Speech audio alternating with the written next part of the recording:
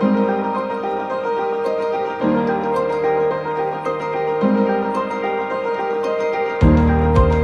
Hello నమస్తే. Welcome to star India academy. ఈరోజు మనకి టైప్స్ ఆఫ్ బడ్జెట్ రకాలు. ప్రతిసారి ఎగ్జామ్లో అటు గ్రూప్ 1 గ్రూప్ 2 ప్రతి ఎగ్జామ్లో కూడా ఒక క్వశ్చన్ అనేది తప్పనిసరిగా వస్తూ ఉంటుంది. ఎందుకంటే ఇక్కడ కొంత క్లారిటీ అనేది మిస్ అవుతున్నారు అభ్యర్థులు. సో మనం టైప్స్ ఆఫ్ బడ్జెట్ చెప్పిన తర్వాత చివరిలో ఒక వర్డ్ చెప్పగానే మనకి ఈజీగా ఒక బుల్లెట్ పాయింట్ లాగా ఒక మ్యాచింగ్ అడిగినా లేకుంటే క్రింది వానిలో సరి అనేది ఇది సరికనేది అడిగినా సరే ఆన్సర్ పెట్టే విధంగా కన్క్లూడ్ చేద్దాం మనం. రైట్, బడ్జెట్ రకాలు, types of budget. So types of బడ్జెట్లో ఫస్ట్ వచ్చరికి బేస్డ్ బడ్జెట్ అంటారు. బేస్డ్ బడ్జెట్ అంటారు. తెలుగులో వచ్చరికి ఆధారిత బడ్జెట్ అంటారు. ఆధారిత బడ్జెట్. సో బడ్జెట్ పెడుతున్నప్పుడు దానికంటూ ఒక ఆధారం అనేది ఉంటుంది. అది మెయిన్ పాయింట్ అన్నమాట. బడ్జెట్కి పెడతా ఉన్నప్పుడు దానికి ఒక బేస్ ఉంటుంది. ఈరోజు ఒక హౌస్ అనేది కన్స్ట్రక్షన్ చేస్తూ ఉన్నప్పుడు బేస్మెంట్ అనేది ఉంటుంది, అంతే కదా. ఇల్లు కడతా ఉన్నప్పుడు ఇల్లు ఎట్లా పడితే ఎలా కట్టరు కదా, దానికి ఒక బేస్మెంట్ అనేది ఉంటుంది. దీన్ని బేస్ చేసుకుని హౌస్ అనేది కన్స్ట్రక్షన్ చేస్తారు. అయితే ఈరోజు బడ్జెట్ పెడతా ఉన్నప్పుడు ఎలా పెడతారు సార్ అంటే గడచిన సంవత్సరపు కేటాయింపుల ఆధారంగా అంటారన్నమాట.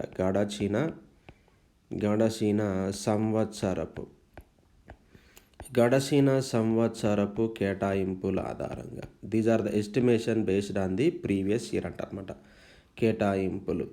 ఈ కేటాయింపులు ఎలా చేస్తారంటే based on the previous year estimation. ఈ ప్రీవియస్ ఇయర్ ఎస్టిమేషన్ బట్టే మనము పెడతాం అనమాట. ఫర్ ఎగ్జాంపుల్ ఏంటి అంటే సపోజ్ ఒక బైక్ కొనాలి అనేది ఒక వ్యక్తి అనుకున్నాడు అనుకోండి. లాస్ట్ ఇయర్ ఒక బైక్ కొన్నాడు. బైక్ ఎంత కొన్నాడు, ఫర్ ఎగ్జాంపుల్ 1,00,000 రూపాయలు పెట్టి మనకి కొన్నాడు అనుకోండి. అదే నెక్స్ట్ ఇయర్ ఈ సంవత్సరం కూడా 2021లో బైక్ కొనాలంటే మనకు అర్థమైంది ఏస్. సో ఇంత కట్టాలి, ఇన్సూరెన్స్ ఇంత ఉంటుంది, తర్వాత రిజిస్ట్రేషన్ ఇంత ఉంటుంది. సో 1,00,000 అవ్వచ్చు, 1,00,000 కన్నా ఇంకా పెరిగే అవకాశం ఉంది, తగ్గదని చెప్పేసి ఇప్పుడు బండి కొనాలంటే నీకు 50,000 రూపాయలతో తీసుకెళ్ళి నాకు బైక్ కావాలని అడగడు. ఎందుకంటే మనోడికి ఆల్రెడీ తెలుసు అనమాట. అట్లనే ఎవరైనా సరే బడ్జెట్ని పెడతా ఉన్నప్పుడు గడిచిన సంవత్సరపు కేటాయింపుల ఆధారంగా బడ్జెట్ కనుక పెడితే that is the based budget అంటారు. బేస్డ్ బడ్జెట్ ఎట్లాగా, గడిచిన సంవత్సరపు ఆధారంగా ప్రస్తుత సంవత్సరం అనేది అంచనా వేస్తారు. ప్రస్తుత సంవత్సరం. This is the estimation of the budget based on the previous year estimation అనమాట. ప్రజెంట్ ఆర్ కరెంట్ ఇయర్ అనమాట. Present or current year. ప్రస్తుత సంవత్సరానికి బడ్జెట్ పెట్టాలంటే లాస్ట్ ఇయర్ ఎంత అయింది, ఫర్ ఎగ్జాంపుల్ లాస్ట్ ఇయర్ 100 కోట్లు అయింది. ఈ సంవత్సరం కూడా పెరిగే అవకాశం ఉండదు. 110 కోట్లు లేకుంటే 120 కోట్లు అలాగా. ఈరోజు బడ్జెట్ 110 కోట్లు లేకుంటే 120 కోట్లు ఎలా పెట్టారు సార్ అంటే లాస్ట్ ఇయర్ అంత ఖర్చు అయింది కాబట్టి ఈసారి కూడా అంత ఖర్చు అవుతుందని నీకు ఒక బేస్ అనేది ఉంటుంది. నేను మళ్ళీ ఎన్నిసార్లు ఎందుకు చెప్తున్నాను సార్ అంటే జాగ్రత్త చూసుకోవాలి. ఫర్ ఎగ్జాంపుల్ తీసుకుందాం.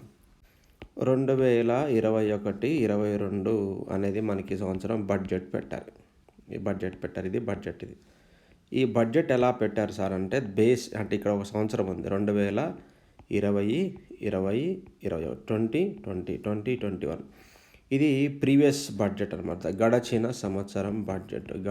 సంవత్సరం లేదా ప్రీవియస్ ఇయర్ అనమాట. ఈ ప్రీవియస్ ఇయర్ బడ్జెట్ని బేస్ చేసుకొని ఈరోజు న్యూ బడ్జెట్ అనేది ఈ సంవత్సరానికి మనకి ఇంట్రడ్యూస్ చేయడం అనేది జరిగింది ఇలాగా. సో దీన్ని మనము బేస్డ్ బడ్జెట్, ఆధారిత బడ్జెట్ అంటారు. గత సంవత్సరపు కేటాయింపుల ఆధారంగా చేస్తే దాన్ని మనము బేస్డ్ బడ్జెట్ అంటారు. తర్వాత వచ్చరికి అత్యంత ప్రాముఖ్యమైనది జీరో బేస్డ్ బడ్జెట్ అనమాట. జీరో బేస్డ్ బడ్జెట్ అంటారు. జీరో బేస్డ్ బడ్జెట్ ఇది చూడండి ఒకసారి. ఇంతకుముందు ఏమన్నాం బేస్డ్ బడ్జెట్ అన్నారు, ఇప్పుడు ఏమంటున్నారు జీరో బేస్డ్ బడ్జెట్ అంటారు. ఇక్కడ మనకి క్లారిటీ రావాలి, నేను క్లారిటీ తర్వాత ఇస్తాను మీకు. ఫస్ట్ ఏం చూద్దాం సార్.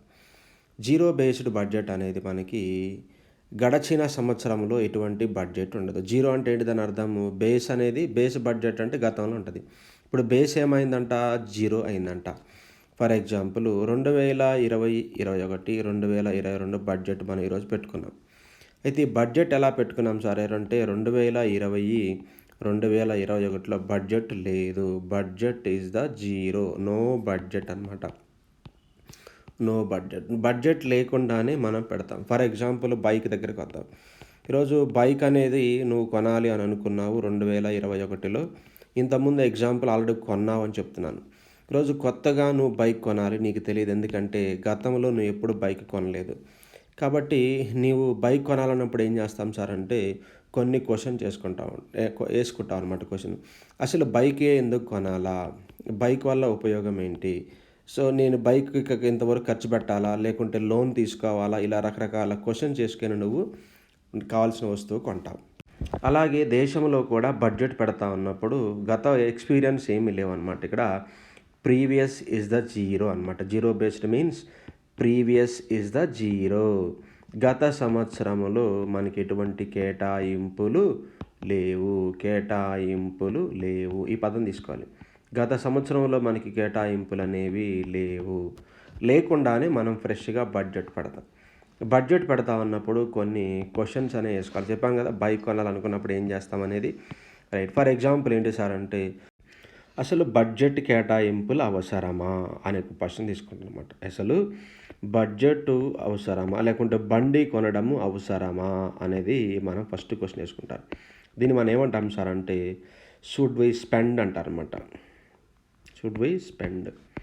అసలు మనము డబ్బులు పెట్టచ్చా బడ్జెట్ కోసం అని ఫస్ట్ క్వశ్చన్ వేసుకుంటారు. ఏది? జీరో బేస్డ్ బడ్జెట్లో. ఇప్పుడు దీంట్లో నో అనే క్వశ్చన్ వస్తుంది, లేకుంటే ఎస్ అనే క్వశ్చన్ వస్తుంది. నో అనుకోండి, ఇంతవరకు క్లోజ్ చేస్తాం.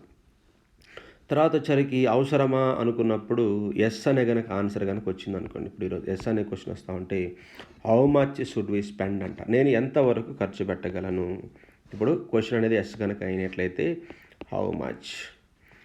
How much should we spend అంటారు. How much should we spend.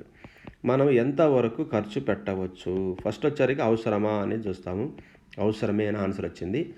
ఇప్పుడు మనకి ఎంతవరకు ఖర్చు పెట్టచ్చు అనేది మనకు ఆన్సర్ వచ్చినప్పుడు సమ్ ఎక్స్ అమౌంట్ వస్తుంది. సపోజు బైక్ కొనాలనుకుంటే 1,00,000 రూపాయలు, లేకుంటే బడ్జెట్ పెట్టాలంటే 1,00,000 కోట్ల రూపాయలు, అట్లాగా సంథింగ్ ఆన్సర్ కూడా వచ్చేస్తుంది మనకి.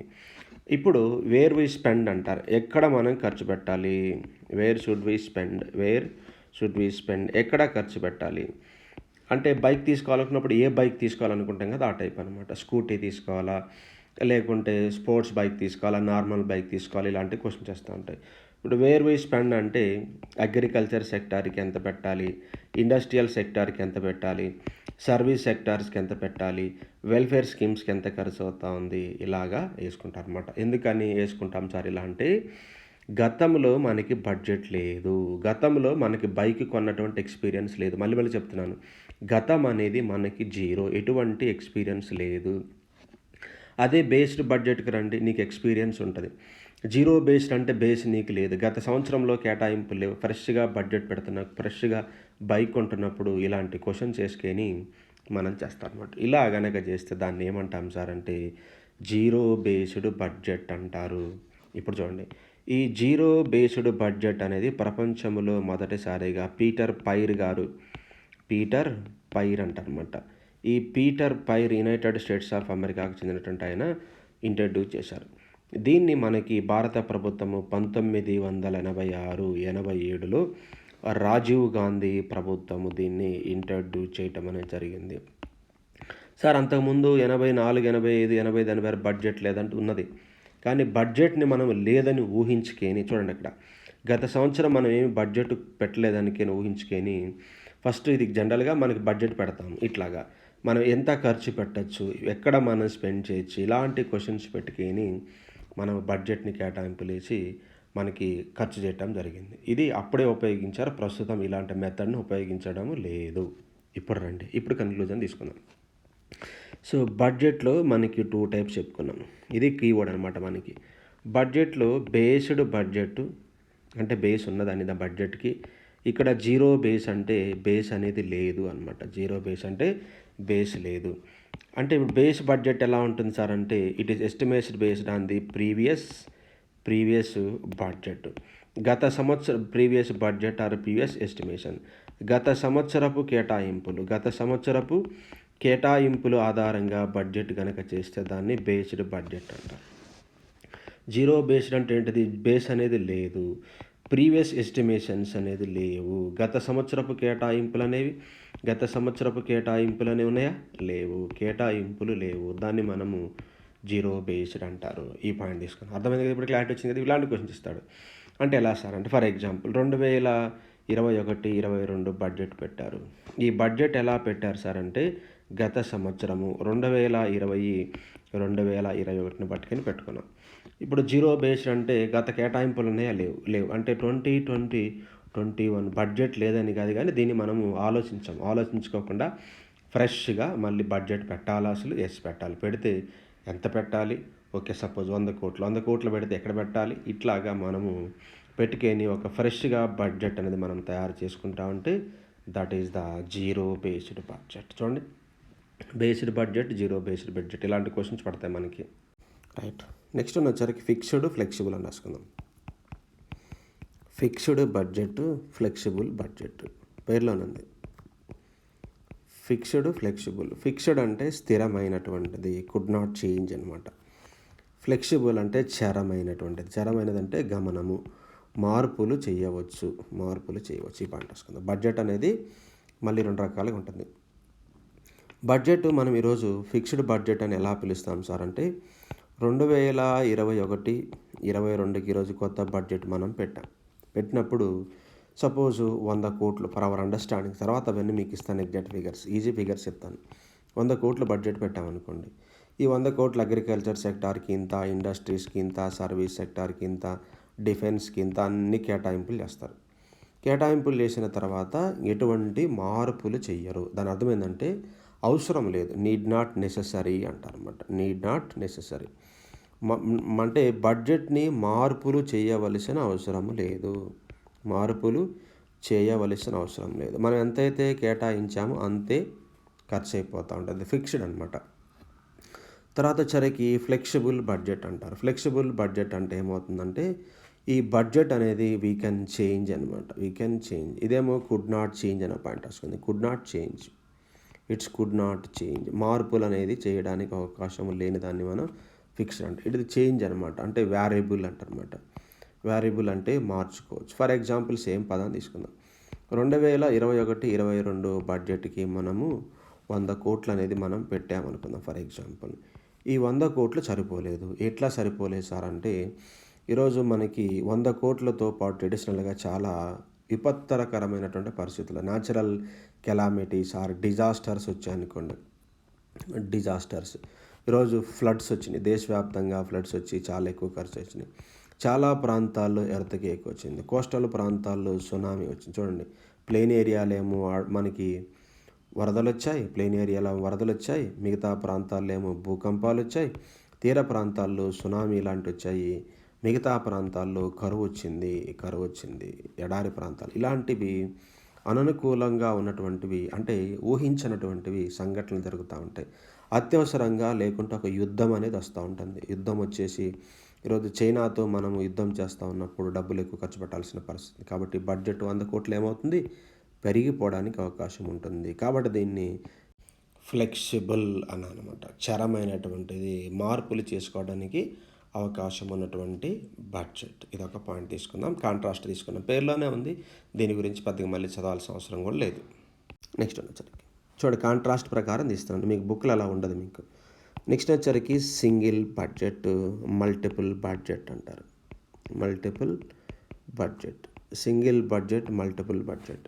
సింగిల్ బడ్జెట్ అంటే మనకి ఈరోజు ఒకే ఒక బడ్జెట్ పెడతారు. ఫస్ట్ యూనియన్ లెవెల్లో తీసుకుందాం. 1924 వరకు కూడా సింగిల్ బడ్జెట్ పెట్టారు మనం. 24 నుంచి మల్టిపుల్ బడ్జెట్ పెట్టారు. మల్టిపుల్ బడ్జెట్ అంటే యూనియన్ బడ్జెట్ అని, రైల్వే బడ్జెట్ అని సపరేట్గా పెట్టారు. తర్వాత బిబేక్ దేబ్రాయ్ కమిటీ రికమెండేషన్స్ ప్రకారం 2017-2018 బడ్జెట్ నుంచి ఏం చేస్తున్నాం, మళ్ళీ సింగిల్ బడ్జెట్ అనేది పెడతా ఉన్నాం. గుర్తుపెట్టుకోండి, నోట్ అని రాసుకోండి. ఈరోజు కేంద్ర ప్రభుత్వము చాలా ఇంపార్టెంట్. ఈరోజు మనకి మోడిఫికేషన్ చేశారు కాబట్టి ఇలాంటి క్వశ్చన్ అవ్వడానికి ఉంటుంది. India practising the which type of the budget, single or multiple అంటే మనము ఏకకేంద్రీకృతమైనటువంటి సింగిల్ బడ్జెట్‌ని సెంట్రల్ గవర్నమెంట్ ఫాలో అవుతుంది. ఇంతకుముందు అయితే మల్టిపుల్ బడ్జెట్ ఉండేది. 24 నుంచి 2017, 18 వరకు మల్టిపుల్ బడ్జెట్ ఉండే. మల్టిపుల్ అంటే బహుళమైనటువంటిది అంటారన్నమాట. బహుళ అంటే మోర్ దాన్ వన్, ఒకదానికన్నా ఎక్కువగా. ఇప్పుడు రాష్ట్రాలకు వద్దాం. రాష్ట్రాలకు వస్తూ ఉన్నప్పుడు ఒకే ఒక బడ్జెట్ చాలా రాష్ట్రాలు పెడతా ఉన్నాయి. కాకపోతే కొన్ని రాష్ట్రాలు వచ్చరికి 2 బడ్జెట్‌ని పెడతా ఉన్నాయి. 2 బడ్జెట్ ఏందంటే single budget. Most of the states are following the single budget. చాలా వరకు రాష్ట్రాలు సింగిల్ బడ్జెట్‌ని ఫాలో అవుతూ ఉంటాయి. తర్వాత వచ్చరికి కర్ణాటక రాష్ట్రాన్ని ఒకసారి మనకి ఆంధ్రప్రదేశ్ 2013, 14లో అంటే ఇప్పుడు మనం ఫాలో అవ్వట్లేదులే కానీ ఇప్పుడు అనమాట. కర్ణాటకలో ఒక్కసారి ఇది 2011, 12లో తర్వాత 2013, 14 ఆంధ్రప్రదేశ్ యునైటెడ్ ఆంధ్రప్రదేశ్లో ఏం చేశారంటే మల్టిపుల్ బడ్జెట్స్ అనేవి పెట్టారు ఈ 2 రాష్ట్రాల్లో.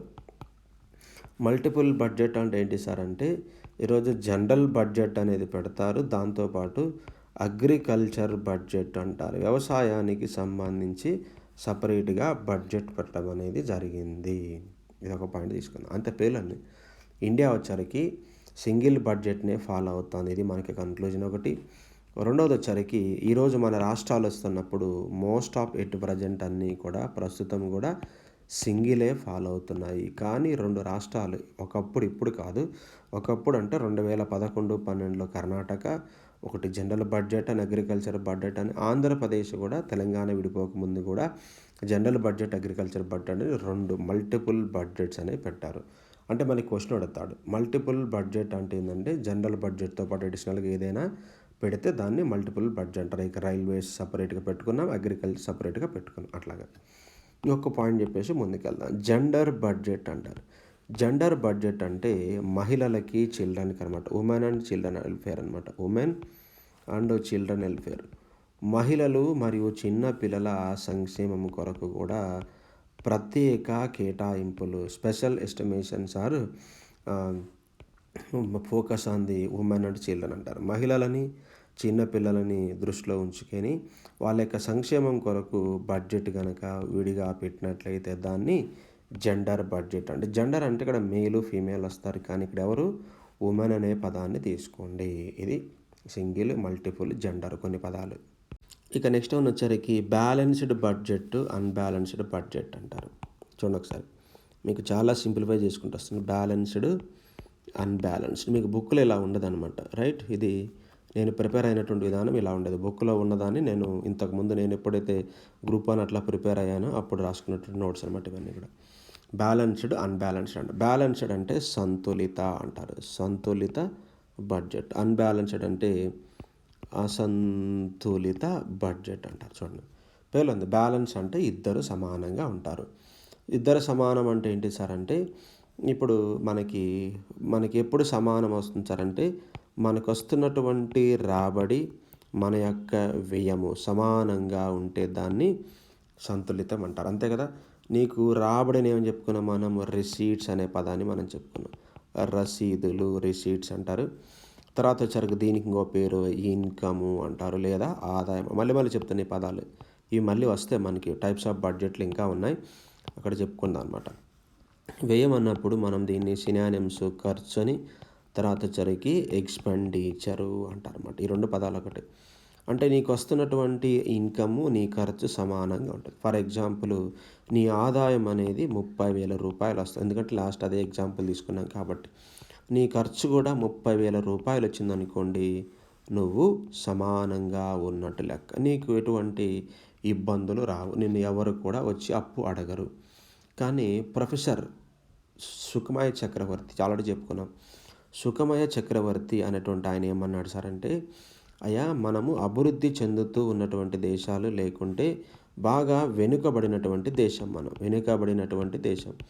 కాబట్టి మనం ఎలా పెట్టాలి, సంతులనం పెట్టకూడదు. ఎలా పెట్టాలంటే లోటు బడ్జెట్ పెట్టుకోవాలి, డెఫిసిట్ బడ్జెట్ అనేది పెట్టుకోవాలి అంటనమాట. అయ్యా డెఫిసిట్ బడ్జెట్ వల్ల ఉపయోగం ఏంటి అంటే, ఫర్ ఎగ్జాంపుల్ ఈయన ఒక ఎగ్జాంపుల్ చెప్తాడు. ఏం చెప్తాడు సార్ అంటే, ఒక 10,000 రూపాయలు ఖర్చు పెట్టి ఒక చిన్న షాప్ ఒకటి పెట్టుకో, బడ్డీ కొట్టు అంటారు కదా, షాప్ పెట్టుకో. నీ దగ్గర లేవు, 10,000 ఏం చేస్తావు, అప్పు చేసి షాప్ పెట్టుకో. షాప్ పెట్టుకొని చిన్నగా నువ్వు దాన్ని బాగా మెయింటైన్ చేసుకో. ఒక సంవత్సరం అయిపోయింది. అప్పేమైపోద్ది? అప్పు తీరిపోతుంది. సెకండ్ ఇయర్ నుంచి ఏమవుతా ఉంది నీకు? చూడండి. సెకండ్ ఇయర్ నుంచి ఏమవుతుంది సార్ అంటే నువ్వు లాభాల బాటలో వెళ్ళిపోతావు. చివరికి నీకేమీ సేల్ కాకపోయినా సరే నువ్వు కొన్నటువంటి 10,000 నీకు స్థిరాస్తిగా ఆ షాప్ అనేది నీకు మిగిలిపోతుందంటాడు. అంటే ఇప్పుడు నేను అప్పు చేయలేదని కూడా నువ్వు షాప్ పెడతావా? పెట్టలేవు. కాబట్టి అప్పు అనేది మంచిది అంటాడనమాట. డెట్ అనేది మంచిది. కాకపోతే ఎప్పటికైనా అప్పు అనేది 10% కన్నా టోటల్ అమౌంట్లు ఎక్కువగా మనకి పెట్టకూడదు. సో కాబట్టి మనం వెనుకబడినటువంటి వాళ్ళని అభివృద్ధి చెందాలంటే ఏం చేయాలా? అప్పు చేయాలి. అప్పు చేసి పప్పు కూడని కాదు కానీ ఇక్కడ అప్పు చేసి అభివృద్ధి వైపు దాన్ని ఖర్చు పెట్టాలి. అప్పు చేసి బర్త్‌డే చేయకూడదు. అప్పు చేసి పెళ్లి చేసుకోకూడదు. అప్పు చేసి మ్యారేజ్ డే చేసుకోకూడదు. ఇలాంటిది కాదు. అప్పు చేసి కొంతమంది గోల్డ్ కొంటారు. సో వీళ్ళ గురించి నేను తర్వాత చెప్తాను. మంచి ఇలా చాలా మా పాయింట్లన్నీ అనమాట. సో ఇలాంటివి చేయకూడదు. ఎందుకంటే అది నీకు ఎటువంటి ఎసెట్ అనేది అవ్వదు. దానివల్ల నీకు ఉపయోగం లేదు. అదే అప్పు చేసి ఒక షాప్ పెట్టుకో. అదే అప్పు చేసి ఒక వస్తువు నీకు ఉపయోగపడే నీ జీవితానికి ఉపయోగపడేది కొనుక్కోండి. ఒక ఒక ఆటో కొనుక్కు అప్పు చేసి అది నీకు ఉపయోగకరంగా ఉంటుంది. ఇట్లాగనమాట. ఇట్లాగా మనకి బ్యాలెన్స్డ్ బడ్జెట్ మనకి సెట్ అవ్వదని అన్‌బ్యాలెన్స్డ్ బడ్జెట్ పెట్టుకోవాలని చెప్పేసి సుఖమయ చక్రవర్తి గారు చెప్తారు. అన్‌బ్యాలెన్స్డ్ అసంతులితము అంటే ఏంటి సార్ అంటే నీకు రాబడి తర్వాత వ్యయం అనేది కొంత వ్యత్యాసం ఉంటుంది. వ్యయం ఎలా ఉంటుంది సార్ అంటే 2 రకాలు. అసంతులితం అంటే ఏంటిది? 2 రకాలు ఉంటుంది. 2 సమానంగా ఉన్నాయి. సపోజు నీ ఖర్చు నీకు వచ్చింది రాబడి 30,000, నీ ఖర్చు రూ. 30,000. ఇప్పుడేమైంది? సంతులితము. అసంతులితం అన్నప్పుడు ఏ అనేటువంటి కాన్సెప్ట్, బి అనేటువంటి 2 కండిషన్స్ ఉంటాయి. కండిషన్ నెంబర్ ఏ ఏంటంటే సపోజ్ నీ రాబడి రూ. 30,000 ఉన్నదనుకోండి. నీ ఖర్చు రూ. 40,000 ఉన్నది. ఇప్పుడు ఏమైనట్టు? ఇప్పుడు బ్యాలెన్సా? కాదు. దీన్ని అసంతులనము అంటారు. బి ఆప్షన్ తీసుకుందాం. నీ రాబడి అనేది రూ. 30,000 కానీ నీ ఖర్చు అనేది రూ. 20,000 అనుకోండి. ఇది బ్యాలెన్స్డా? కాదు. ఇది కూడా అన్బ్యాలెన్స్డ్ అంటారు. కాకపోతే చిన్న తేడా ఉంది ఇక్కడ. ఏంటి సార్ తేడా అంటే ఏది మంచిది దీంట్లో అన్నప్పుడు చూడాలి. ఇప్పుడు దీన్ని ఏమంటారు? నీకు రూ. 30,000 వస్తే రూ. 40,000 ఖర్చు పెట్టు. అంటే రూ. 10,000 అప్పు చేసావు. అంటే రూ. 10,000 నువ్వు లోటులో ఉన్నావు. ఇది పాయింట్ అనమాట. ఇప్పుడు మీకు వచ్చింది 30,000 కానీ నీ ఖర్చు 20,000 అంటే రూ. 20,000 మిగిలింది. అంటే మిగులులో ఉన్నావు అని దాని అర్థం. అర్థమవుతుంది కదా? ఇట్లానే మనకి రేపు పొద్దున డెఫిసిట్స్ గురించి చెప్పినప్పుడు చాలా సింప్లిఫై చేస్తాను మీకు. దీన్ని ఏమంటాం సార్ అంటే డెఫిసిట్ బడ్జెట్ అంటారు. డెఫిసిట్ బడ్జెట్ అంటారు. అంటే అసంతులనం అంటే ఏంటిది? పాజిటివా? నెగటివ్ అంటే ఇది నెగటివ్. మిగులు అంటే మంచిది. ఇది సర్ప్లస్ అంటారనమాట. సర్ప్లస్ బడ్జెట్ అంటారు. చూడండి. అసంతులితం అంటే సమానంగా లేదు. ఎప్పుడు లేదు సార్ అంటే నీకు ఎక్స్‌పెండిచర్ ఎక్కువగా ఉంటుంది ఇన్‌కమ్ కన్నా. పదాలు చూడాలి. ఇంకొంచెము సబ్జెక్ట్ పదం మీకు పరిచయం చేస్తున్నాను. ఇప్పుడు నీకు ఏమైంది సార్ అంటే నీకు రాబడేమో తక్కువగా ఉంది, ఖర్చు ఎక్కువగా ఉంది. ఇక్కడ చూడు, రాబడి తక్కువగా ఉండి ఖర్చు ఎక్కువగా ఉంటే, ఖర్చు ఎక్కువ ఇది కదా, నీకు వచ్చింది వ్యయం అనమాట. ఖర్చు 40 ఎక్కువ. అంటే ఏంటిది? ఇది డెఫిసిట్ అంటారనమాట. డెఫిసిట్ బడ్జెట్ అంటే ఇదే అనమాట. డెఫిసిట్ బడ్జెట్ అంటే so expenditure more than income అంటారు. ఇప్పుడు చూద్దాం. ఇప్పుడు ఇన్‌కమ్ అనేది నీకు ఎక్కువ వస్తూ ఉంది కానీ నీ ఎక్స్‌పెండిచర్ నీ ఖర్చు అనేది తక్కువగా ఉంది. అప్పుడు ఏమంటారు? ఇక్కడ చూడండి, నీ ఖర్చు తక్కువగా ఉంది. దాన్ని ఏమంటాం సార్ అంటే సర్ప్లస్ బడ్జెట్ అంటారు. మిగులు బడ్జెట్ అంటారనమాట. సో ఇట్లాగా అన్బ్యాలెన్స్డ్ బడ్జెట్ అనేది మనకి ఉంటుంది. టైప్స్ ఆఫ్ డెఫిసిట్స్ ఉంటాయి. Primary deficit, revenue deficit, physical deficit, ఇలా చాలా ఉంటాయి. ఇక్కడే ఒక పాయింట్ మీకు పరిచయం చేశాను కాబట్టి ముందుకెళ్ళినప్పుడు నెక్స్ట్ క్లాస్లో ఈజీగా అర్థమవుతూ ఉంటుంది. రైట్. ఇది చాలా ఇంపార్టెంట్. మనకి ఈజీగా అర్థమవుతూ ఉంటుంది అనమాట. నెక్స్ట్ వన్ వచ్చరికి కంప్లీట్ బడ్జెట్ అంటారనమాట. కంప్లీట్ బడ్జెట్ అండ్ ఇంటరమ్ బడ్జెట్ అంటారనమాట. ఇంటరమ్ బడ్జెట్ అంటారు. కంప్లీట్ బడ్జెట్ అంటే పూర్తి కాలానికి పెట్టేదనమాట. పూర్తి కాలం. కంప్లీట్ అంటే పేర్లోనుంది పూర్తి బడ్జెట్.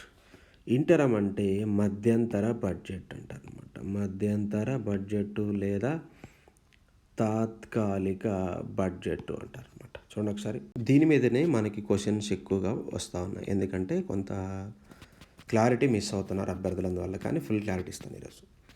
ఫర్ ఎగ్జాంపుల్ తీసుకొని మనం ఆలోచిద్దాం దీన్ని. ఈరోజు 2021, 22 బడ్జెట్ అనేది పెట్టారు మనకి. ఇప్పుడు ఏమైనా ఎలక్షన్స్ ఉన్నాయా? లేవు. ఎలక్షన్స్కి వెళ్ళక ముందు అంటే ఎలక్షన్ లేనప్పుడు కంప్లీట్ బడ్జెట్ పెడతారు. కంప్లీట్ అంటే మనకి 12 నెలలకి లేదా 1 సంవత్సరానికి ఎంత ఖర్చు అవుతోంది, ఎంత రాబడి వస్తూ ఉందో అన్నీ కూడా దీంట్లో చెప్తారు. అంటే ఇన్కమ్ ఎంత, రిసీట్స్ ఎంత, లేకుంటే ఎక్స్పెండిచర్ ఎంత అనేది కంప్లీట్ ఇన్ఫర్మేషన్ అనేది మీకు ఇస్తారు. ఇక్కడ పేర్లోనుంది కంప్లీట్ బడ్జెట్ అంటారనమాట. దీని మీద ఏం జరుగుతూ ఉంటుంది, ఏదైనా ఒక ట్యాక్స్ పెట్టాలనుకోండి, దాని మీద మనకి రైట్ అనేది గవర్నమెంట్కి ఉంటుంది. ఏదైనా న్యూ గవర్నమెంట్ స్కీమ్స్ పెట్టాలనుకోండి, ఈ బడ్జెట్లో పెడతారు. ఇలా పన్నులు కావచ్చు, లేకుంటే ఏదన్నా కొత్త పథకాలు కానీ పెట్టాలనుకున్నప్పుడు కంప్లీట్గా 1 ఇయర్కి పెడతారు. ఇప్పుడు మన గవర్నమెంట్ ఎప్పుడు ఫామ్ అయింది, ఒక ఎగ్జాంపుల్ తీసుకుంది. ఇక్కడ 2019లో ఫామ్ అయింది. 2019 అంటే మళ్ళీ ఇప్పుడు 2024లో కొత్త గవర్నమెంట్ వస్తుంది. అంటే 2024 ఫిబ్రవరి, 2025లో ఎలక్షన్లకు వెళ్తూ ఉంటారు. 2024లో ఫిబ్రవరిలో బడ్జెట్ పెడతారు. అంటే 2024లో ఎలక్షన్లు జరుగుతాయి కాబట్టి. ఎలక్షన్లకు వెళ్ళే ముందు పెట్టే బడ్జెటే మనకి మధ్యంతర బడ్జెట్. ఈ పదాన్ని తీసుకుందాం. ఎన్నికలకు వెళ్ళే ముందు, ఎన్నికలు అంటే before government of India going to the elections, conducting of the elections అనేవి జరగాలి కాబట్టి ఏం చేస్తారంటే తాత్కాలిక బడ్జెట్ పెడతారు. అంటే ఈరోజు మనకి మార్చిలో ఎలక్షన్ జరుగుతూ ఉన్నప్పుడు మేలో గవర్నమెంట్ అనేది ఫామ్ అవుతుంటుంది. మేలో గవర్నమెంట్ ఫామ్ అయ్యి జూన్లో ప్రమాణ స్వీకారాలు చేసి అటు ఇటు అయ్యేసరికి మొత్తానికి జూన్ పట్టిద్ది. మనకి ఎప్పుడు స్టార్ట్ అయ్యేది ఫైనాన్షియల్ ఇయర్? ఏప్రిల్ 1లో స్టార్ట్ అయ్యింది. ఏప్రిల్ 1 నుంచి మే నెల, జూన్ నెల, ఈ 3 నెలల పరిస్థితి ఏంటి సార్ అన్నప్పుడు ఏం చేస్తారంటే ఎలక్షన్లకు వెళ్ళే ముందు ఏ ప్రభుత్వం, ఈరోజు ఎన్డీఏ ప్రభుత్వం, బీజేపీ ప్రభుత్వం ఎలక్షన్లకు వెళ్తూ ఉన్నప్పుడు రేపు 2024లో వెళ్ళే ముందు ఏం చేస్తారు సార్ అంటే ఒక 2 నెలలు లేదా 4 నెలల కాల పరిమితికి మాత్రమే బడ్జెట్ కేటాయిస్తారు. మరి మిగతాది ఎప్పుడు సార్ అంటే మళ్ళీ కొత్త గవర్నమెంట్ అనేది ఫామ్ అవుతూ ఉంటుంది. ఫామ్ అయిన తర్వాత మళ్ళీ జూలైలోనో ఆగస్టులోనో ఏదో ఒకటి రోజు చూసుకొని, అంటే మనకి ఇదైతే 2 నెలలు పెట్టారనుకోండి, 4 నెలలు పెట్టారనుకోండి, ఈ గ్యాప్ చూసుకొని మళ్ళీ కొత్త గవర్నమెంట్ మళ్ళీ మిగతా కాలానికి మనకి ఏం చేస్తారు సార్ అంటే బడ్జెట్ అనేది ఇంట్రడ్యూస్ చేస్తారు. అంటే ఒక ప్రభుత్వం ఎలక్షన్స్కి వెళ్తూ ఉన్నప్పుడు వెళ్ళే గవర్నమెంటు మధ్యంతర బడ్జెట్, ఇంటరమ్ బడ్జెట్ని ప్రవేశపెడుతుంది. గుర్తుపెట్టుకోండి. ఎవరైతే ఎలక్షన్లకు వెళ్తా ఉన్నదో ప్రభుత్వం, రేపు పొద్దున బీజేపీ ప్రభుత్వం 24 ఎలక్షన్లకు వెళ్తుంది కాబట్టి ఎలక్షన్లకు వెళ్ళే ముందు పెట్టే బడ్జెట్టే మధ్యంతర బడ్జెట్. ఈరోజు ఎలక్షన్లు అనేవి లేవు. 2021, 22, 23 లేవు, 24 కూడా లేవు, 24లో వస్తాయి. 21, 22, 23, 24 అన్నీ కూడా కంప్లీట్ బడ్జెట్ కిందకి లెక్కేస్తాయి. ఏ ప్రభుత్వం అయినా సరే ఎలక్షన్లకి. ఫర్ ప్రీవియస్ గవర్నమెంట్ తీసుకుందాం. 2019లో మనకి మేలో ఎలక్షన్లకి వెళ్ళిపోయారనమాట. అప్పుడు 2019 ఫిబ్రవరిలో కూడా ప్రభుత్వం ఏం చేశారు సార్ అంటే ఇంటరమ్ బడ్జెట్ పెట్టారు. గుర్తుపెట్టుకోండి. మళ్ళీ గవర్నమెంట్ ఫామ్ అయిన తర్వాత మిగతా కాలానికి 12 నెలలకి పెట్టారనుకోండి, మిగతా 10 నెలలకి మిగతా గవర్నమెంట్ వచ్చిన తర్వాత మిగతా కాలానికి అట్లాగా పెడతారు. దీన్ని మనము ఇంటరమ్ బడ్జెట్ అంటారు. ఇంటరమ్ బడ్జెట్ అనేది ఇలా ఉంటుంది. ఇంటరమ్ బడ్జెట్కి కంప్లీట్ బడ్జెట్కి తేడా ఏంటి సార్ చూద్దాం. పూర్తి కాలపు బడ్జెట్ లేకుంటే తాత్కాలిక. ఈ పదాల కన్నా మనకి ఇంగ్లీష్ పదాలు చాలా ఇంపార్టెంట్. కంప్లీట్ బడ్జెట్, తర్వాత interim government are interim budget అంటారు. కంప్లీట్ బడ్జెట్ అంటే ఏముంటుంది, దీంట్లో ఇన్కమ్ ఉంటుంది ప్లస్ రిసీట్స్ ఉంటాయి. ఇన్కమ్ ఉంటుంది ప్లస్ ఎక్స్పెండిచర్ ఉంటుంది. సో దీంట్లో ఏముంటుంది, కంప్లీట్గా 1 సంవత్సరానికి ప్రవేశపెడతారు. తాత్కాలికంగా ఎలా ఉంటుంది, మనకి ఇన్కమ్ ఎంత వస్తుందో చెప్తారు, ప్లస్ ఎక్స్పెండిచర్ ఎంత ఉందో చెప్తారు. బట్ ఎన్ని కాలానికి సార్ అంటే 2 నెలలు లేదా 4 నెలల కాల పరిమితికి పెడతారు. ఎందుకని ఇట్లాగా 2 నెలలకి, 4 నెలలకు పెడుతున్నారు అంటే ఎన్నికలకు ప్రభుత్వం వెళ్తా ఉంది కాబట్టి. ఇలాంటి సమయంలో పెట్టేదాన్ని మనము మధ్యంతర బడ్జెట్టు అని చెప్పేసి లేదా తాత్కాలిక ఇంగ్లీష్ పదం గుర్తుపెట్టుకోండి, ఇంటరమ్ బడ్జెట్ అంటారు. నెక్స్ట్ వన్ ఇంకొక పాయింట్ ఏంటి సార్ అంటే ఓటాన్ అకౌంట్ అంటారు. గుర్తుపెట్టుకోండి, ఓటాన్ అకౌంట్. ఓటాన్ అకౌంట్ అంటే ఏంటి సార్? ఫస్ట్ కొన్ని అంశాలు చెప్పుకొని తర్వాత మళ్ళీ దీన్ని కంపారిజన్ చేద్దాం. అంటే ప్రభుత్వము ఎన్నికలకు వెళ్ళాలి అని అనుకున్నప్పుడు పెట్టే బడ్జెట్టే ఓటాన్ అకౌంట్. అదేంటి సార్ ఇంటరమ్ బడ్జెట్ అన్నారు కదా? ఎస్ అన్నాను. దాని గురించి కూడా మళ్ళీ చూద్దాం. అయితే ఇది ఏం చేస్తారు సార్? ఓటాన్ అకౌంట్లో ఓన్లీ ఎక్స్పెండిచర్ మాత్రమే ఉంటుంది. గుర్తుపెట్టుకోండి. బడ్జెట్ అన్నప్పుడు ఏముంటుంది మనకి? రాబడి ఉంటుంది, ప్లస్ ఎంత ఖర్చు చేస్తున్నామో చెప్తారు. మనము రాబడి వ్యయం సమానంగా ఉంటే సంతులనం బడ్జెట్ అని, వ్యయం గనక ఎక్కువగా అవుతే లోటు బడ్జెట్ అని, రాబడి ఎక్కువగా ఉన్నట్టయితే మిగులు బడ్జెట్ అని చెప్పుకున్నాం. దీంట్లో ఓటాన్ అకౌంట్లో ఎక్స్పెండిచర్సే ఉంటాయి. ఈ బడ్జెట్ మీద ఎటువంటి డిస్కషన్స్ అనేవి జరగవు. ఎటువంటి ప్రత్యక్ష పన్నుల మీద మార్పులు జరగవు. ప్రత్యక్ష పన్నులకు సంబంధించి మార్పులేమీ చేయరు. అంటే మనకి ఇంత ట్యాక్స్ ఉంటుంది, ఇదేమైనా కొత్త మాడిఫికేషన్ చేయరు. ఇది కూడా ఎలక్షన్ అన్నారు, ఇంటరమ్ బడ్జెట్ ఎలక్షన్స్ అన్నారు. ఏంటి సార్ తేడా? తీసుకుందాం ఒకసారి. ఇంటరిమ్ బడ్జెట్ మధ్యంతరము, తాత్కాలిక, తర్వాత వచ్చరికి ఓటాన్ అకౌంట్ అంటారు. ఈ రెండిటికి కామన్గా ఏం తీసుకుందామంటే రెండూ కూడా ఎన్నికలకు వెళ్ళే ముందు పెడతారు. 2 పెడతారంటే ఒకటే పెడతారు. ఒకటంటే మరి 2 చెప్తున్నారు కదంటే ఏదో ఒకటి పెడతారు. ఎట్లా మీది మనము వాళ్ళు పెట్టేదాన్ని బట్టి మనం అర్థం చేసుకుంటాం. ఎట్లా సార్ అంటే ఇంటరమ్ బడ్జెట్లో రాబడి ఎంత ప్లస్ నీ వ్యయం ఎంత అనేది చెప్తారు. ఓటాన్ అకౌంట్లో రాబడి చెప్తారా? చెప్పరు. రాబడి చెప్తారా? చెప్పరు. ఎంత వస్తుందో చెప్పరు.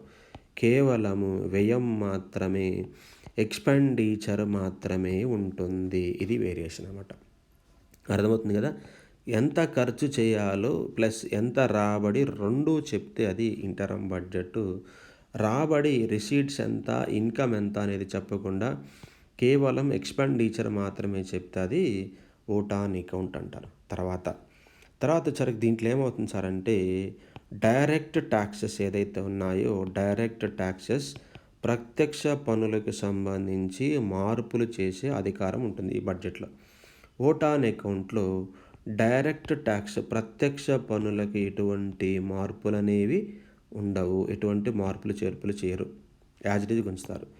ఇక లాస్ట్ వన్ వచ్చరికి ఏంటిదంటే మనకి దీని మీద డిస్కషన్స్ అనేవి జరుగుతాయి. బడ్జెట్ మీద డిస్కషన్స్ అనమాట. అంటే చర్చ అనేది జరుగుతూ ఉంటుంది. ఇక్కడ చర్చ జరగదు. ఒకటే తేడా ఏంటి సార్ అంటే ఇక్కడ అన్నీ కూడా ఫార్మల్గా జరుగుతాయి. ఇక్కడ అవేవి జరగవు. ఇక్కడ ప్రత్యక్ష పన్నులపైన మార్పులు జరిగితే ఇక్కడ మార్పులు జరగవు. డిస్కషన్ చేస్తారు బడ్జెట్ మీద. చర్చా కార్యక్రమాలు అనేవి పెట్టి అంటే బడ్జెట్ అయిపోయిన తర్వాత చెప్పుకున్నాం కదా, ఫిబ్రవరి మార్చిలో చర్చలు పెడతారని. దీంట్లో చర్చలు చేయరు. ఇట్లాగా మనకి రెండు కూడా ఎలక్షన్లోకి వెళ్తారు. కానీ ప్రభుత్వము తనకున్న పరిస్థితులను బట్టి అది ఇంటరమ్ బడ్జెటా, ఓటాన్ అకౌంటా అని బడ్జెట్ పెట్టే ముందే మనకి చెప్తారు. మీరు ఎప్పుడైనా నెక్స్ట్ ఎలక్షన్లో మనకి రేపొద్దున మీరు ఆఫీసర్లు అయినా సరే నెక్స్ట్ కమింగ్ 3-4 ఇయర్స్లో ఎలక్షన్కి వెళ్ళే ముందు ఏ బడ్జెట్ పెడితే ఇంటరమ్ అని పెట్టాలా, ఓటాన్ అకౌంట్ పెట్టాలా? ఓటాన్ అకౌంట్ పెడుతున్నారంటే ఏంటిది? జస్ట్ ఎక్స్పెండిచరే ఉంటుంది. దాంట్లో ఏమీ ఉండవు. ఇక్కడ ఏముంటాయి మనకి? రాబడి చెప్తారు, ట్యాక్సెస్ గురించి మార్పులు చెప్తారు, డిస్కషన్స్ అనేవి కూడా మనకు జరుగుతాయి. దీని మీద డిస్కషన్ జరగాలని దాని అర్థము. ఈ పాయింట్ తీసుకోండి. Very very important. ఇలాంటి క్వశ్చన్స్ పడతా ఉన్నాయి. ఇక లాస్ట్ వన్ వచ్చరికి ఇంకొక క్వశ్చన్. ఇది కూడా ఎగ్జామ్లో అడుగుతూ ఉన్నాడు మనకి. అవుట్కమ్ బడ్జెట్ అంటారు. అవుట్కమ్ బడ్జెట్ తర్వాత వచ్చరికి పెర్ఫార్మెన్స్ బడ్జెట్ అంటారు అన్నమాట. పెర్ఫార్మెన్స్ బడ్జెట్ అంటారు. సో అవుట్కమ్ ఏంటిది, పెర్ఫార్మెన్స్ ఏంటిది చూద్దాం ఒకసారి. పెర్ఫార్మెన్స్ అంటే సామర్థ్యము అంటారన్నమాట. సామర్థ్యం. తర్వాత వచ్చరికి అవుట్కమ్ అంటే ఎంత రిజల్ట్ వస్తూ ఉంటుంది బయటికి, ఎంత ఫలితం ఉంటుంది. ఎంత ఫలితం అనమాట. ఇదేమో స్టార్టింగ్ వాటి యొక్క సామర్థ్యాన్ని పెట్టి చూస్తాము. తర్వాత ఎంత అవుట్‌కమ్ వస్తుంది, రిజల్ట్ ఎంత అని చెప్పేసి మనం చెప్పుకుంటాం కదా! దాన్ని బట్టి 2 రకాల బడ్జెట్స్ ఉంటాయి. ఈ రెండిటి వెనక కారణం ఏంటి సార్ అంటే, ఈ బడ్జెట్ పెడుతున్నప్పుడు అన్నిట్లో పెడతారు. కొన్నిట్లో పెడతారు. ఎవరు ఆ కొన్ని అంటే, కొన్ని మంత్రిత్వ శాఖలు అంటారన్నమాట. మంత్రిత్వ శాఖల్లో పెడతారు. ఫర్ ఎగ్జాంపుల్ మినిస్ట్రీ ఆఫ్ డిఫెన్స్‌కి సంబంధించి, ministry of railways, ministry of మనకి ఇండస్ట్రీస్, ఇలాగా మినిస్ట్రీ ఆఫ్ అగ్రికల్చర్, ఇలా చాలా ప్రభుత్వ రంగ సంస్థలు ఉంటాయి అన్నీ కూడా మనకి. మినిస్ట్రీ ఆఫ్ మనకి ఎక్స్‌పోర్ట్స్, ఇలాగ చాలా మనకి ఐటీ ఇలా ఉంటాయి కదా! అంటే బడ్జెట్ పెడుతున్నప్పుడు అన్ని మంత్రిత్వ శాఖలను తీసుకోరు. They consider as a some of the departments అని రాసుకో. Some of the ministerial departments. Some of the ministerial డిపార్ట్మెంట్లలో పెట్టుబడులు పెడతారు బడ్జెట్ పెడతా ఉన్నప్పుడు. ఇప్పుడు అవుట్‌కమ్ బడ్జెట్‌ని వచ్చి తర్వాత అటొద్దాం మనం. అవుట్‌కమ్ బడ్జెట్లు ఎలా పెడతారు సార్ అంటే, సపోజ్ కొన్ని చెప్పుకున్నాం. కొన్ని మంత్రిత్వ శాఖలు అంటే ఫర్ ఎగ్జాంపుల్ రైల్వే తీసుకుందాం. ఈ రైల్వే బడ్జెట్‌లో రైల్వే కొంత పెట్టొచ్చు. ఫర్ ఎగ్జాంపుల్ ఎనీహౌ అనమాట. ఒక దాన్ని తీసుకుంటారు.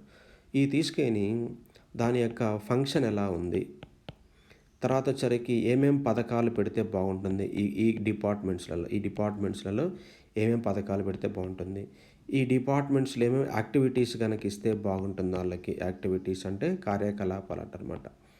కార్యకలాపాలు అంటారు. చూడండి ఒకసారి. అంటే ఈడ అవుట్‌కమ్ బడ్జెట్ అంటే ఎలా చూస్తారంటే, ఫస్ట్ ఏ ఏ దేంట్లో మనము ఖర్చు పెడితే లాభాలుంటాయి. ఒక గోల్ లాగా పెట్టుకుంటారు. ఒక ఆబ్జెక్ట్ లాగా. యెస్, కొన్ని ప్రభుత్వ కంపెనీలు బాగా పనిచేస్తున్నాయి. ఈ ఈ కంపెనీల్లో ఈ పథకాలు పెడదాము. ఈ కంపెనీకి ఈ కార్యక్రమాలు ఇద్దాము అని చెప్పేసి అలాగా సెలెక్టెడ్‌గా మనకి బడ్జెట్ పెట్టి దాని మీద వచ్చే ఫలితాన్ని గమనించి బడ్జెట్ అనేది పెట్టడం అనేది జరుగుతూ ఉంటుంది. కంప్లీట్‌గా అన్నిట్లలో పెట్టరు. మనం తీసుకోవాల్సిన పాయింట్ కొన్ని మంత్రిత్వ శాఖల్లో మాత్రమే పెడతారు. పెర్ఫార్మెన్స్ బడ్జెట్ అంటారనమాట. ఇది కూడా కొన్ని మంత్రిత్వ శాఖల్లో పెడతారు. ఫర్ ఎగ్జాంపుల్ మనకి ఏం చేస్తారు సార్ అంటే, ఈరోజు పిల్లలకి ఏమి ఇస్తారంటే ప్రోగ్రెస్ కార్డ్స్ ఇస్తారు, అంతే కదా! ప్రోగ్రెస్ కార్డ్స్ని బట్టి మనకి ఏం తెలుస్తూ ఉంది, పిల్లవాడి యొక్క సామర్థ్యం ఏంటిది, మ్యాథ్స్‌లో కెపాసిటీ ఎలా ఉంది, ఇంగ్లీష్‌లో ఎలా ఉన్నాడు, హిందీలో ఎలా ఉన్నాడు అనేది అంచనా వేయటం కొరకు ప్రోగ్రెస్ కార్డ్ అనేది మనకు ఉపయోగపడుతూ ఉంది, అంతే కదా! అంటే వీళ్ళు ఏం చేస్తారంటే, మనము గత సంవత్సరంలో బడ్జెట్‌లో కేటాయింపులు చేశారు కదా! గత సంవత్సరంలో బడ్జెట్ కేటాయింపు చేశారు. అంటే ఫర్ ఎగ్జాంపుల్ మనం అర్థం చేసుకోవటం 2020, 2021లో కేటాయింపు చేసినప్పుడు ఈ పలాని కంపెనీ అన్నీ కాదు, పలానిది మినిస్ట్రీ ఆఫ్ సంథింగ్ ఇండస్ట్రీస్ తీసుకున్నాం. అన్నీ కాదు, అది గుర్తుపెట్టుకోవాలి. మినిస్ట్రీ ఆఫ్ ఇండస్ట్రీస్ తీసుకున్నాం. పరిశ్రమల్లో వీళ్ళు పెట్టుబడులు పెట్టారు. ఇన్ని కోట్లని పెట్టారు. దీన్ని పెర్ఫార్మెన్స్ చూస్తారు. దాన్నే మనకి ప్రోగ్రెస్ కార్డ్స్ లాగా దీన్ని మనం అర్థం చేసుకోవచ్చు. ప్రోగ్రెస్ కార్డ్స్ అని ఇస్తారు. అంటే అర్థం చేసుకొని మనం పెట్టినటువంటి పర్పస్ అనేది నెరవేరిందా లేదా. ఇప్పుడు ఒక పేరెంట్ ఏమనుకుంటున్నాడంటే, ఈరోజు ఇంటర్నేషనల్ స్కూల్లో లేకుంటే సిబిఎస్ఈ సిలబస్ని పెట్టి పిల్లవాడిని నేను చదివిస్తున్నాను, వాడు ఎంతవరకు చదువుతున్నాడు అనేది తండ్రి అర్థం చేసుకుంటాడు. అలాగే ప్రభుత్వం ఏం చేస్తుంది సార్ అంటే, కొన్ని మంత్రిత్వ శాఖల్లో పెట్టుబడులు పెట్టి వాళ్ళ యొక్క పెర్ఫార్మెన్స్ ఎలా ఉంటుంది, పెట్టినటువంటి బడ్జెట్ పర్పస్ అనేది ఫుల్ఫిల్ అయిందా, అంటే మొత్తం ఖర్చు అయిందా లేదా మనీ మొత్తము అని వాటి యొక్క అభివృద్ధిని అంచనా వేయటం కొరకు పెట్టే వాటిని మనము పెర్ఫార్మెన్స్ బడ్జెట్ అంటే. అవుట్‌కమ్ బడ్జెట్ అంటే పెర్ఫార్మెన్స్ బడ్జెట్ అంటే రెండు ఒకటే. క్లారిటీ ఏంటంటే కొన్ని మంత్రిత్వ శాఖల్లో పెడతారు. అవుట్‌కమ్ అంటే ఏ పథకంలో పెడితే మంచి ఫలితం వస్తుంది, ఏ కంపెనీలో పెడితే ఆ పథకం మంచి లాభాలు వస్తాయి, ఈ కంపెనీలలో ఏమేమి పథకాలు పెట్టాలి, ఏ యాక్టివిటీస్ ఇస్తే మనకి లాభం ఉంటుంది, అవుట్‌కమ్ ఫలితం ఉంటుందని అంచనా వేస్తారు. ఇక్కడ ఏంటంటే మనం పెట్టినటువంటిది ఇండస్ట్రీస్లో మనం పెట్టినప్పుడు ఇది మనకి ఎటువంటి లాభాలు ఇచ్చింది, మన పర్పస్ని ఫుల్ఫిల్ చేసిందా లేదా, అభివృద్ధి వైపుకి ఎటువంటి ప్రయాణం ఇచ్చిందా లేదా అని చెప్పేసి మోర్ ఆర్ లెస్ సిమిలర్గా అనిపిస్తూ ఉంటుంది మనకి. ఒకటే పాయింట్ అవుట్‌కమ్ అన్నప్పుడు ఈ పాయింట్స్ తీసుకుంటాం. విధులు, పథకాలు, కార్యకలాపాల ఆధారంగా మనం పెట్టుకుంటాము. పెర్ఫార్మెన్స్ బడ్జెట్ అనేది మనకి ఒక ప్రోగ్రెస్ కార్డ్ లాంటిది. మనం పెట్టినటువంటి పర్పస్ ఖర్చు అనేది ఫుల్ఫిల్ అయిందా లేదా అని గత బడ్జెట్ని అంచనా వేసుకుంటా ఉంటే దాన్ని మనం పెర్ఫార్మెన్స్ బడ్జెట్ మనము ఇట్లాగా గుర్తుపెట్టుకోవచ్చు. ఇవన్నీ కూడా మనకి డిఫరెంట్ టైప్స్ ఆఫ్ బడ్జెట్. ఈ బడ్జెట్ మొత్తం మీద మనకి ఒక క్వశ్చన్ అనేది తప్పనిసరిగా వస్తుంది, అభ్యర్థులు గమనించగలరు. రైట్. Thank you. ఇక్కడ మీరు చేయాల్సినటువంటి మెయిన్ పాయింట్ ఏంటి సార్ అంటే, మీరు కాంట్రాస్ట్ అనేది తీసుకోవాలి, బుల్లెట్ పాయింట్ అనేది తీసుకోవాలి.